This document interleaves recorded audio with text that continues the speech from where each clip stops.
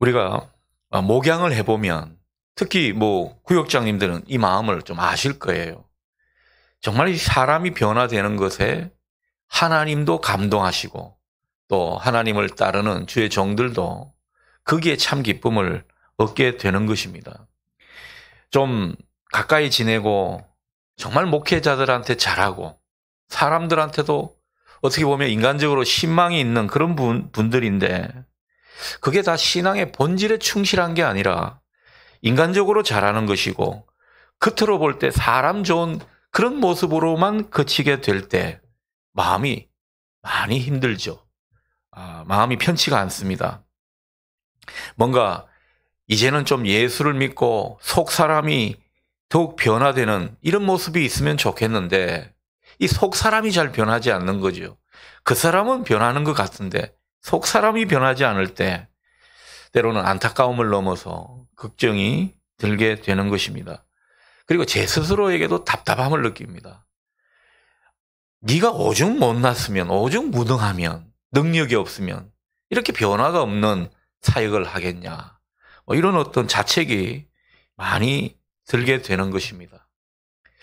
자, 그런데 그 가운데서도 어떤 분 보면요. 굉장히 변화가 두드러지는 그런 분들을 보게 될 때 또 안심이 됩니다. 그래서 교회는 보면요. 꼭 소수가 남은 자가 되어서 변화를 일으키고 주님 안에서 주님의 뜻을 이루어가는 그런 삶을 살게 되면 그 교회는 또 넉넉한 교회가 되더라고요. 우리 교회도 보면요.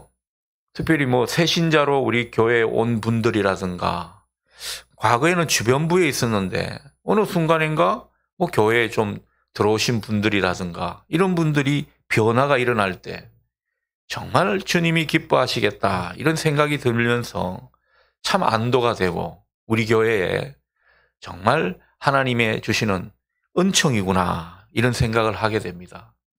여러분 이 가을에 우리가 더욱더 성숙해지고 또 주님의 말씀을 따라서 참 변화를 일으키는 이런 삶으로 나아가면 좋겠습니다. 우리가 그러려고 더욱 주님 가까이 가는 것 아닐까 생각해 봅니다.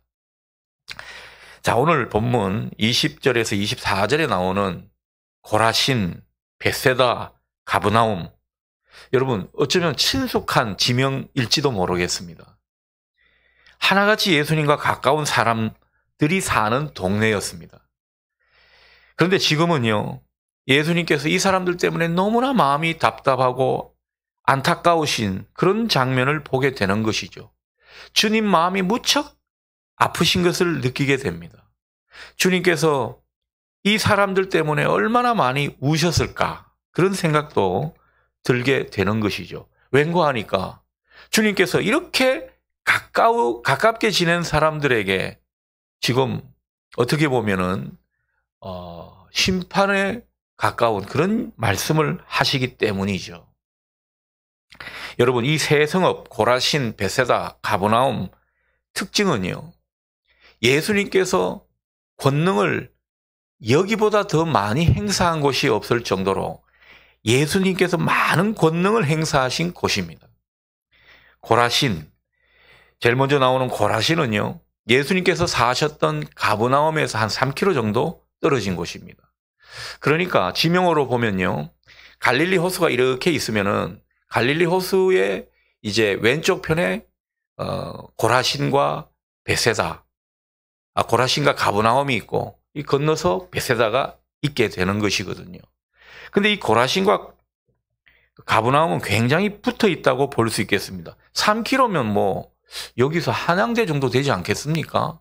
굉장히 가까운 동네라는 거죠. 그러니까 예수님과 무척 가깝게 지냈을 곳이 고라신이라고 할 수가 있겠습니다. 기적도 많이 맛본 곳이라고 볼 수가 있겠죠.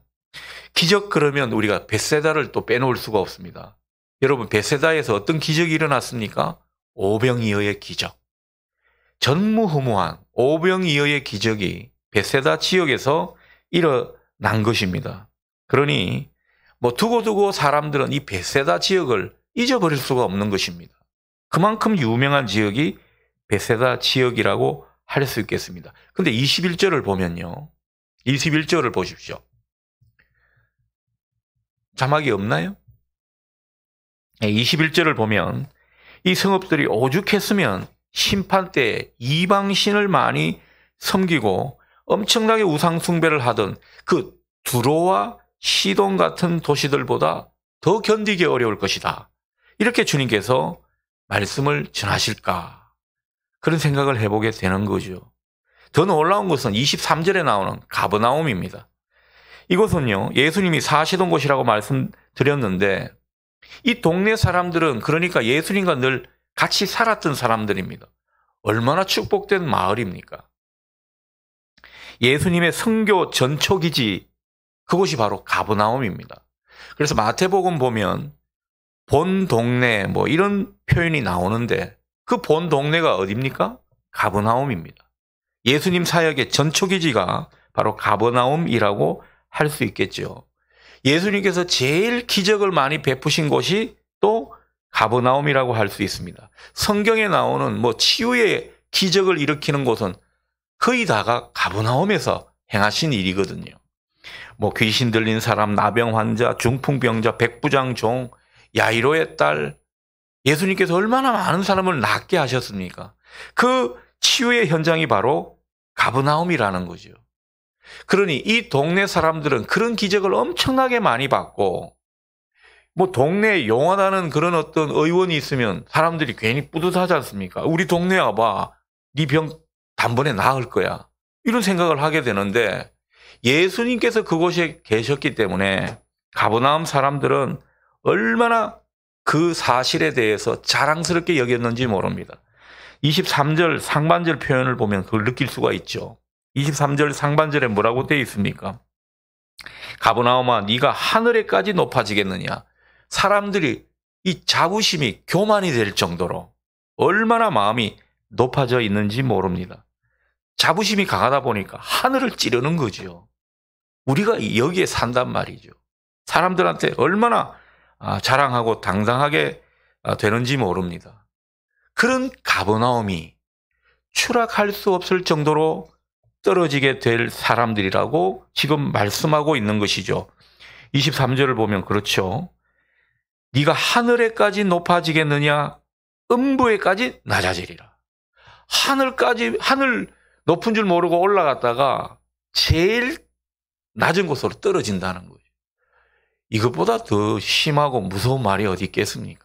그만큼 가버나움에 대해서 아주 심판을 강하게 말씀하고 있더라는 거죠. 24절을 보면 가버나움은 소돔처럼 마지막 심판 때 하나님의 진노를 받게 될 텐데 이 마을은요, 소돔과 고모라 성보다 못하더라는 거죠. 소돔과 고모라가 차라리 낫다라고 말씀하고 있는 것입니다. 이보다 큰 저주가 어디 있습니까? 우리가 아는 소돔, 정말 사람들이 막장까지 갔기 때문에 하나님께서 얼마나 큰 벌을 그곳에 내리셨습니까? 그런데 가버나움은요, 그보다 더 심하다라는 거죠. 실제로 가버나움의 터는 지금 황량한 폐허가 돼 있다라고 합니다. 예언이 아주 그대로 적중이 되고 실현되는 그런 것을 우리가 보게 됩니다. 자, 그렇다면 이 삼각지, 어떻게 보면 축복의 마을이라고 할 수 있는 고라신과 가버나움과 베세다가 왜 이렇게 됐냐라는 거죠. 사실 이 마을 사람들은 정말 예수님을 많이 인간적으로 좋아했을 겁니다. 예수님 덕도 많이 봤죠. 기적도 많이 받고 예수님 덕택에 많이 치유도 받았고, 어쨌든 뭐 이 하늘의 은총이 참 여기에 많이 쏟아진 것을 우리가 어렵지 않게 느낄 수가 있습니다. 그래서 예수님 때문에 하늘까지 높은 줄 모르고 마음이 막 올라갔던 그런 마을들인데, 그런데 이 마을들은 결국 어떻다고요?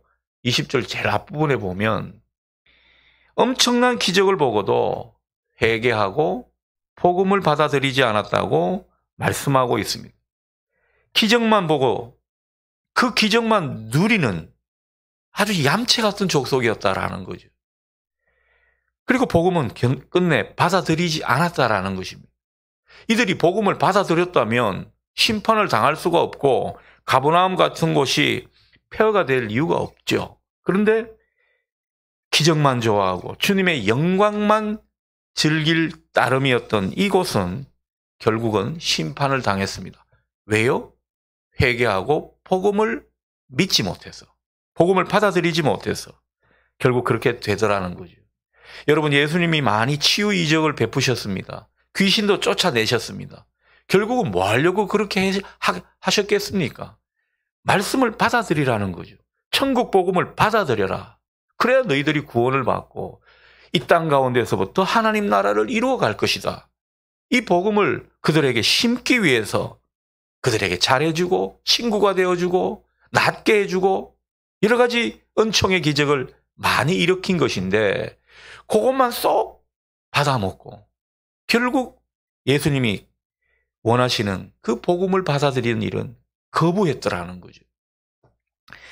주님 모시면서 좋은 것은 다 경험해놓고 결국 주님을 받아들이지 않고 주님의 말씀을 거부해 버렸다면 그것은 주님을 거부한 것이고 하나님을 거절한 그런 처사라고 할 수가 있겠습니다.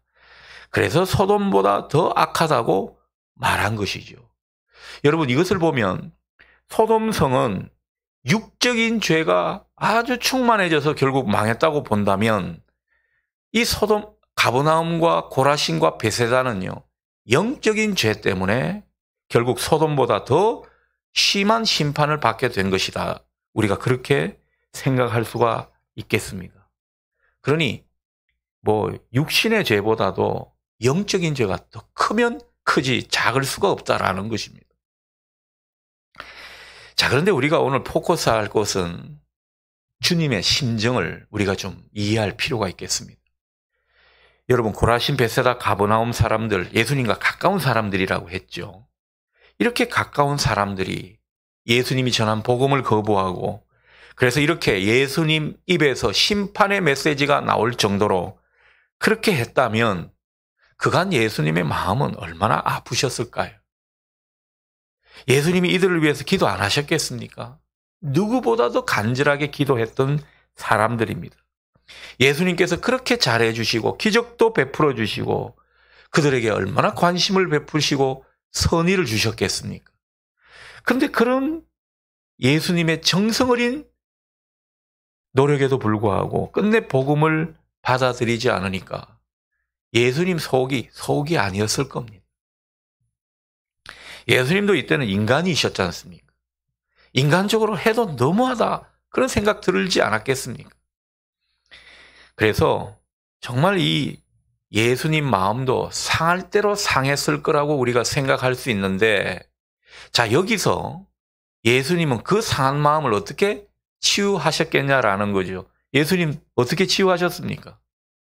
예수님도 이때는 사람인지라 그것을 다 하나님께로 돌리셨습니다. 오늘 25절부터 26절에 나오는 내용이 바로 그런 것이죠. 예수님은 사람들한테 실망하고 상한 그 마음을 하나님께로 돌리셨습니다.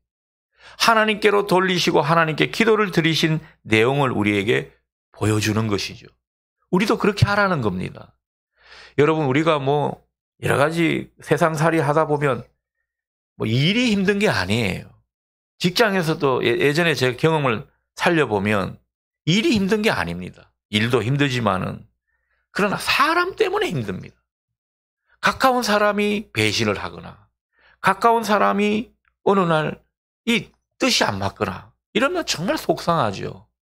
여러분, 그럴 때 오늘 주님이 모범을 보여주신 것처럼 하나님께로 그대로 가져가십시오. 예수님은 이 모범을 우리에게 보여주신 것입니다. 우리가 하나님 나라 일을 하면서 얼마든지 사람 때문에 속상하고 실망하게 되는데 그것은 사람 붙들고 어떻게 할 수가 없는 겁니다. 우리가 사람 붙들고 뭐 예수님이 이 고라신 사람들, 베세다 사람들, 가버나움 사람들 붙잡고 야, 이놈 자식들아 너 왜 이러냐 실험하고 그 사람들 때린다고 되겠습니까? 그저 하나님께로 돌린 거죠. 모든 결과는 하나님께 달려있는 것입니다. 그래서 예수님은 이 모든 것이 하나님께 달려있음을 알고 하나님을 더욱 의지하는 그런 모습을 우리에게 보여주는 것이죠. 이렇게 심판을 할 정도로 그 죄악을 낱낱이 하나님께로 가져가고, 그리고 하나님께 이 모든 일을 감당해 달라고 소원하시는 그 예수님의 모습을 우리가 보게 되는 것입니다. 그러니 여러분, 처음부터 끝까지 모든 것은 뭐로 풀어야 된다고요? 하나님 안에서 기도로 풀어야 합니다. 우리가 뭐 바쁘고 또 여러 가지 막 일이 너무 민감하게 될 때 기도로 푸는 것을 잊어버릴 때가 많습니다. 그러나 주님은 우리에게 똑똑히 모범을 보여주시는데 기도로 모든 것을 풀어라. 이 땅에서 매인 것을 하늘이 풀게 해줄 것이다. 그렇게 우리에게 말씀해 주고 있는 것입니다. 그래서 예수님은 하나님 앞에 기도하셨고 하나님 안에서 풀기를 소원하셨고 그 가운데 귀한 깨달음을 얻으셨습니다. 오늘 25절에서 26절을 보면 예수님의 깨달음을 우리가 느낄 수가 있습니다. 예수님께서 하나님과 교통하셨죠. 그러면서 그 깊은 기도 가운데 어느 순간 깨달음을 얻으셨습니다. 그 깨달음을 가지고 또 하나님께 기도하는 그런 내용입니다. 그때에 25절, 26절 읽습니다. 그때에 예수께서 대답하여 이르시되 천지의 주제이신 아버지여, 모든 만물을 만사를 주관하시는 하나님 아버지여, 이것을 지혜롭고 슬기 있는 자들에게는 숨기시고 어린아이들에게는 나타내심을 감사하나이다. 옳소이다. 이렇게 된 것이 아버지의 뜻이니이다. 이렇게 하나님 앞에 고백을 하고 있습니다. 무슨 말입니까? 복음의 말씀을 받아들이고 하나님 나라 이치를 깨닫는 사람은 세상적으로 지혜로운 사람, 똑똑한 사람이 아니더라는 것입니다. 여러분, 우리가 세상적으로 너무 똑똑한 것, 그 똑똑함의 극치를 자기가 개발하고 단련시키는 것 꼭 좋은 일만은 아닙니다. 우리가 인간적으로 세상적으로 똑똑하면요, 하나님을 의지할 수가 없습니다.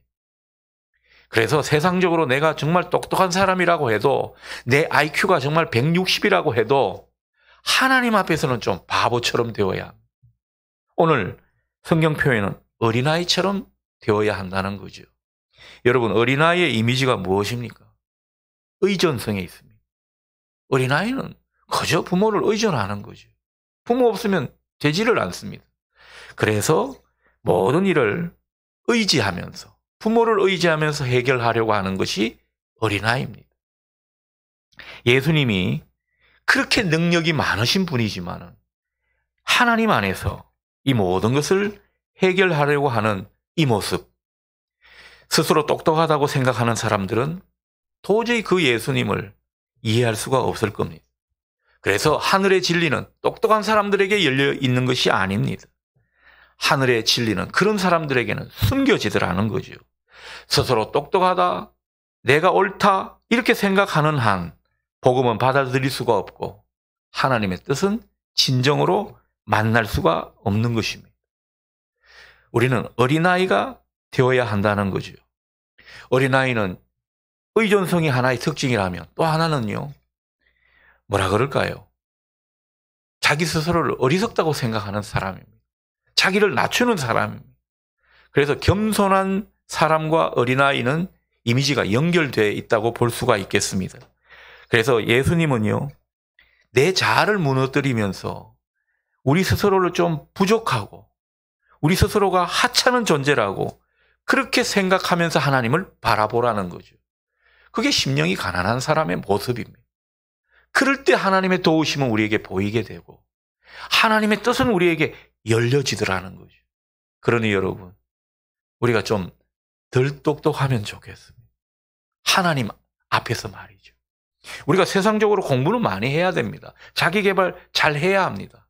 그러나 하나님 앞에서는 우리가 이 모습을 내려놓고 하나님께 의존하자는 거죠. 그것이 어린아이의 이미지에서 느낄 수 있는 모습입니다. 그렇게 기도하고 깨닫게, 하늘의 비밀을 깨닫게 되니까 예수님께서 26절에서 그렇게 감탄사를 말씀하시죠. 옳소이다. 그렇습니다. 여러분, 우리가 이 지점이 필요합니다. 기도하는 가운데 그렇습니다. 하나님.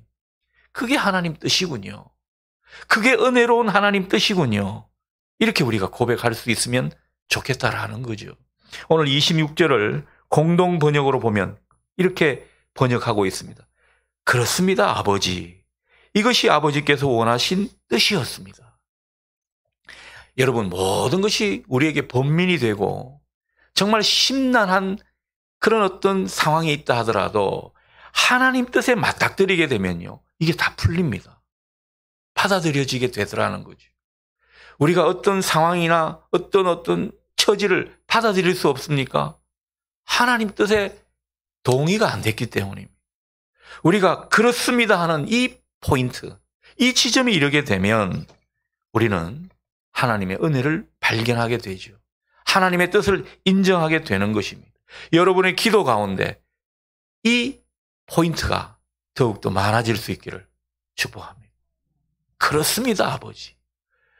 기도하는데 이런 것들이 경험되면요, 정말 벅차오른 감정을 느끼게 되고 이 눈물샘이 터지는 거죠. 그래서 남자들도 기도하면서 눈물샘이 터지는 겁니다. 그렇게 뭐라 그럴까요? 이 번민이 일어나고 막 속이 우라가 치밀어 오르는 그런 순간이었는데 하나님 뜻에 맞닥뜨려지게 되니까 하나님께 인정이 되고 그리고 내 마음도 해갈이 되더라는 거죠. 이게 신앙을 깊이 해가는 사람들이 경험하는 좋은 지점이 아닌가 싶습니다. 여러분에게 이 기도의 묘미가 더욱 많아질 수 있기를 축복합니다. 자, 그런 의미에서 우리는요, 얼마나 많은 은혜를 받았는지 모릅니다. 신앙의 교훈과 이 복음의 권면, 우리는 아멘이 되지 않습니까? 모태신앙이라고 해도 아멘이 안 되는 분은 결국 교회를 안 나가게 됩니다. 모태신앙이라고 다 아멘이 되는 것도 아니고, 그리고 가족이 교회를 다닌다고 해서 등달아 다 아멘이 되는 것이 아니고, 이 아멘이 되는 그런 어떤 은혜가 얼마나 큰 은혜인지 모릅니다. 그러니 우리가 그 은혜를 받은 사람이기 때문에 그렇지 않은 사람에 대해서 너무 연연하지 말기를 바랍니다. 왜 연연하지 말라고 말씀드리겠습니까? 또 하나님의 은혜가 있으면 언제든 그 마음이, 그 빗장이 열려지더라는 거죠. 그 은혜를 우리가 사모하면서 하나님의 때가 되기를 우리가 기다리고 기도하는 그것이 우리에게 필요한 것입니다. 모든 것이 하나님의 은혜가 있어야 하구나. 들들 볶는다고 되는 일도 아닙니다. 만사가 다 하나님의 은혜가 있어야 되고 하나님의 뜻이 있어야 되기 때문에 우리는 기다리고 기도하는 거죠. 우리가 대신 몸을 낮추어서 말이죠. 우리가 더욱더 진리를 받아들이는 모습 가운데 하나님은 더욱 그런 일을 행하실 줄 믿습니다. 그러니 우리가 하나님께 더 어린아이가 되면 되는 겁니다. 그럴 때 이 가정에서도 교회에서도 복음의 역사는 새롭게 불꽃같이 일어날 줄 믿습니다. 저는 꿈꾸고 있습니다. 우리 교회도 보면은 한 분만 믿는 가정이 많잖아요. 저분들이 다 함께 우리 교회의 가족됨을 이루어 간다면 얼마나 하나님이 기뻐하시고 또 우리도 즐거울 것인가. 우리는 그 소원을 또 그 비전을 결코 내려놓지 말기를 바랍니다. 하나님의 은혜가 있으면 반드시 그렇게 된다고 믿고 기도하는 저와 여러분 되실 수 있기를 바랍니다. 자, 주님은 이제 주님의 계시를 받은 사람들을 초청하십니다. 28절입니다. 수고하고 무거운 짐진 자들아 다 내게로 오라. 내가 너희를 쉬게 하리라. 참 좋은 말씀이죠. 그래서 오늘 설교 제목도 내가 너희를 쉬게 하리라. 여러분, 우리가 인생에 참 짐이 많아요. 오늘 이 시대 사람들도 짐이 많았습니다. 이 시대의 짐은 잘못된 사회 부조리, 그리고 율법이라고 하는 그 굴레, 이게 인생의 큰 짐이었습니다. 적어도 우리에게는 그런 건 없죠. 우리가 율법을 준수하라고 강요하는 그런 교회가 아니지 않습니까? 그런데 이단들은 아직도 율법적인 틀을 가지고 성도들을 압박합니다. 복음은 그게 아닙니다. 복음은 얼마든지 성령 안에서 자유를 주고 본인이 선택하도록 깨달아 알아가도록 그렇게 하는 것이 복음이거든요. 우리는 율법적인 굴레가 없습니다. 그리고 뭐 사회적인 부조리, 그 부조리 때문에 우리가 많은 핍박을 받고 불평등을 받는 것은 어쩌면 예전보다는 많이 줄어들었을지 모릅니다. 그럼에도 불구하고 우리는 인생의 짐이 더러 많이 있습니다. 우리가 이 인생의 짐들 때문에 때로는 옴짝달싹 못하는 그런 세월을 보낼 수도 있죠. 이 인생의 짐, 주님은 뭐라고 말씀하십니까? 고단하고 수고하고 무거운 짐진 자들이여 다 내게로 오라. 내가 너희를 쉬게 하리라. 여러분, 이 주님의 약속의 말씀을 철석같이 믿고 사시는 저와 여러분 되시면 좋겠습니다. 내가 인생을 살 때 너무 번민이 많고 정말 속 시끄럽고 어떻게 할지도 모르겠고 너무 고단하고 이럴 때는 어디 뭐 안마 받는 곳을 가야 되겠습니까? 아니면 어디 사우나 좋은 데 가야 되겠습니까? 주님께 와야 된다는 거예요. 주님께서 우리를 쉬게 해 주겠다고, 그 마음의 모든 짐들을 들어주시겠다고 우리에게 약속하고 있는 것입니다. 여러분의 인생의 짐보따리는 어떤 것입니까? 이 가족을 부양하는 것도 짐보따리일 수 있고, 여러 가지 병고로 시달리는 것도 짐보따리일 수 있습니다. 가정 내에서 불신자 때문에 핍박받는 이런 것도 인생의 짐보따리일 수도 있습니다. 우리는 어쨌든 그런 어떤 짐을 누구하고도 나누지 못하는 그런 경우에 있을 수가 있습니다.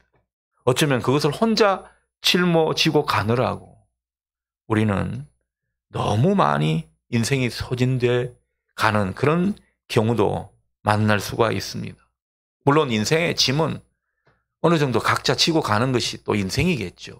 그러나 주님은요, 우리가 원치 않는 짐을 억지로 지기를 원하시지 않습니다. 우리가 사역하다 보면 이 사역도 짐이 될 때가 많거든요. 뭐 예전에 보면 교사 선생님들이 아무래도 좀 힘드니까, 또 전도팀을 하다 보면 아무래도 이 못 볼 거를 많이 당하고 이 모욕도 당하고 하니까 이 짐을 많이 느끼고 이제 좀 내려놓고 싶습니다. 뭐 그런 상담을 많이 한 적이 있습니다. 여러분, 그것도 우리가 사역하다 보면 짐을 많이 지게 될 때가 있죠. 어쩔 수 없이 지는 짐도 있고 상황 때문에 지는 그런 짐들도 있습니다. 아무튼 주님은 그 모든 짐을 담당해 주시겠다고 우리에게 초청하시고 또 약속해 주고 계십니다. 그런데 우리가 이것을 많이 믿지를 못합니다. 실제적으로 경험하지를 못합니다. 그러나 오늘 이 말씀이 약속의 말씀이 되어서 우리 삶에서, 사역에서, 여러분의 일터에서, 가정에서 경험되는 귀한 약속의 비밀이 될 수 있기를 축복합니다. 이게 경험돼야 복음을 맛보고 사는 사람들이라는 거죠. 30절 보십시오. 이는 내 멍에는 쉽고 내 짐은 가벼움이라. 주님께 맡기기만 하면 우리 인생은 쉼을 얻게 되더라는 거죠. 문제가 해결되더라는 거죠. 내가 그렇게 내 가슴을 압박하던 그런 것에서 놓이게 되더라는 것입니다. 그러니 주님 안에서의 쉼은 자유고, 주님 안에서의 쉼은 우리에게 행복이 되는 그런 요소가 되는 것입니다. 그러니 신앙을 제대로 한다, 바로 이 자유를 누리는 것입니다. 인생의 모든 짐을 주님께 맡기고 돌리고 이걸 잘 하게 되니까 주님이 주시는 자유와 쉼을 내 가슴 속에, 내 존재 가운데 안고 살아가니까 이게 신앙하는 재미가 나타나게 되는 것이죠. 목회일을 해도 이게 제대로 안 되면요, 정말 목회일은 하기 싫은 3D 업종일 수 있습니다. 그렇지 않겠습니까? 뭐 신방하고 맨날 말씀을 너무 파다 보니까요, 이제는 글자가 잘 안 보입니다.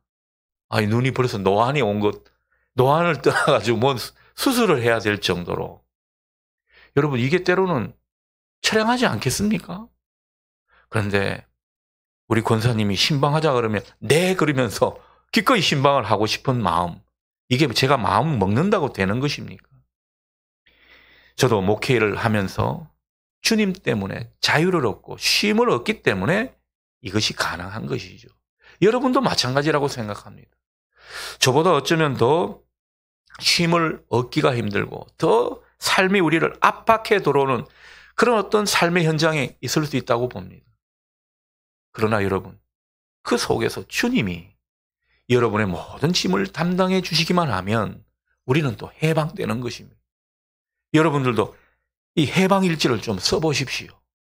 주님이 우리 짐을 얼마나 담당해 주시고 우리에게 얼마나 자유를 주시는지 우리가 그런 것을 이 묵상 노트에 좀 적어가면서 그렇게 주님 뒤를 따라가면 참 인생이 많이 쉽고 편해지지 않을까 그런 생각을 해보게 됩니다.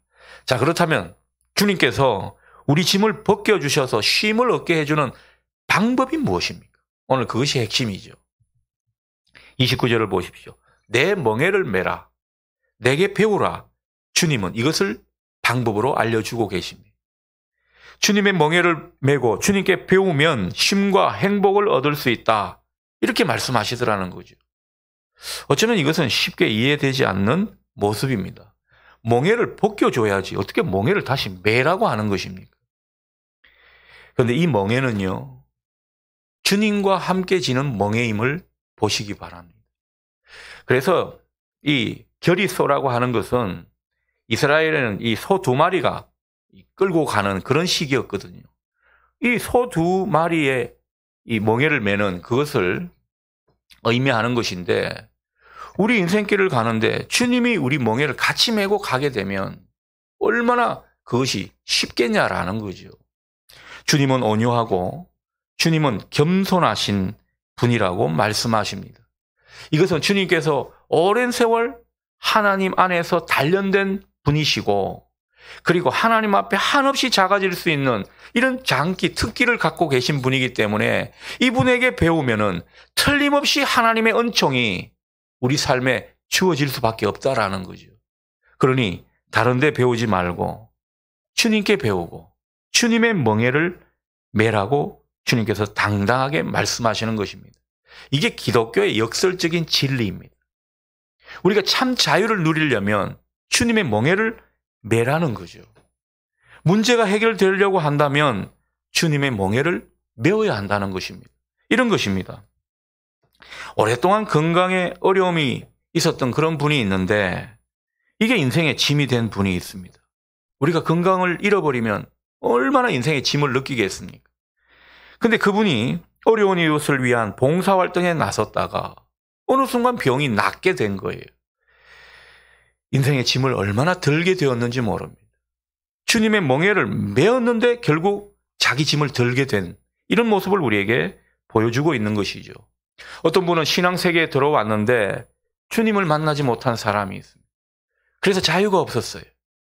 그런데 이분이 선교를 갔다 오는 그런 일이 있는데 이 선교지에서 하나님을 만나게 된 것입니다. 그리고 와서는 또 전도 활동을 얼마나 많이 하는지 모릅니다. 그러면서 인생을 경쾌하게 사는 비결을 발견하게 된 것이죠. 주님의 멍에를 매니까 자기가 자유를 얻는 그런 케이스를 우리가 보게 되는 것입니다. 세상을 온통 부정적으로 보던 사람이 있었습니다.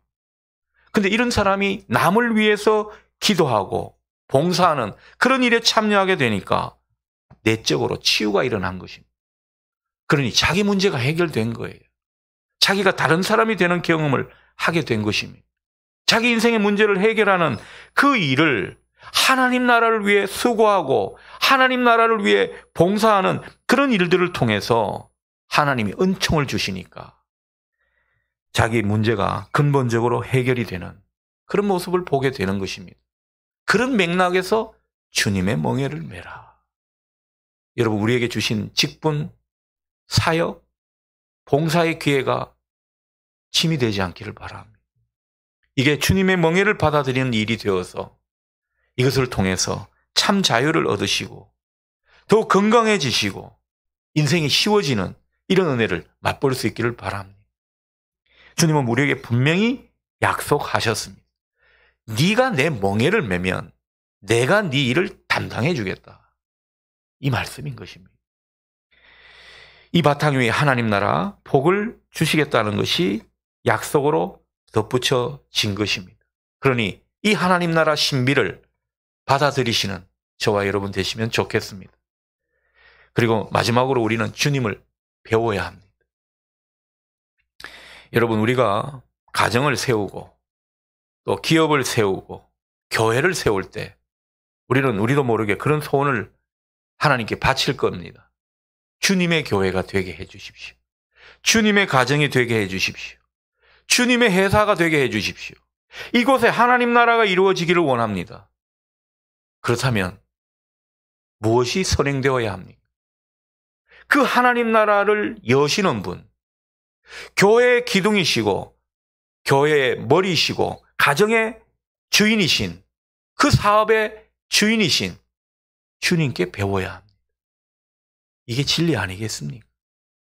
근데 우리는 엄한 데서 배우려고 합니다. 사람한테서 배우려고 하고, 물론 사람한테서도 배워야 하고 성공법칙도 배워야 합니다. 세상의 논리도 많이 알아야 됩니다. 그래서 주님은 뱀같이 지혜로워라, 세상적인 지혜를 갖추라고 말씀하셨습니다. 그러나 근본은 어디에 있습니까? 주님께 배워야.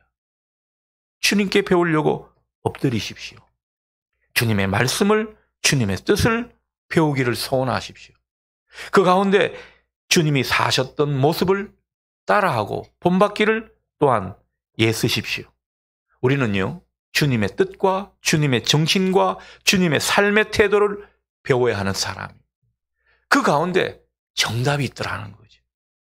뭐 속속들이 구체적으로 우리가 그것을 다 적용할 수는 없겠습니다만 주님께 배우고자 하는 사람에게 성령님은 교통정리를 해 주십니다. 그래서 여러 인생의 짐으로 눌려있는 그 삶을 가볍게 해 주신다는 거죠. 주님을 배우는 모습 속에. 그러니 여러분, 이 모습 가운데 우리 삶을 더욱더 쉽고 편하고 가볍게 하실 수 있기를 소원합니다.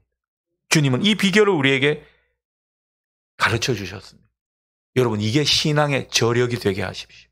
주님의 멍에를 베고 주님께 배우는 모습 속에 내 인생이 더욱 쉬워지고 내 인생이 평탄해지고 그리고 그 가운데 더욱더 주님의 빛이 드러나는 이런 삶을 우리에게 당부하신 것입니다. 그래서 주님을 배우라고, 주님의 멍에를 매라고 우리에게 부탁하시는 거죠. 그럴 때 우리는 주님의 방식대로 살게 될 것입니다. 하나님이 원하시는 그 길을 가게 될 것입니다. 작은 예수의 모습을 보이게 될 것입니다. 그게 정답입니다. 모든 일에 그게 정답입니다. 그 가운데 주님이 더욱더 함께 하시고 하늘의 복이 우리에게 주어지기 때문에 그것은 어디까지나 정답인 것입니다. 오늘도 내일도 이 정답의 인생을, 하나님 나라의 그 역설적인 신비를 이해하고 받아들이면서 이 정답의 인생을 살아가는 저와 여러분 되실 수 있기를 축원합니다. 아멘.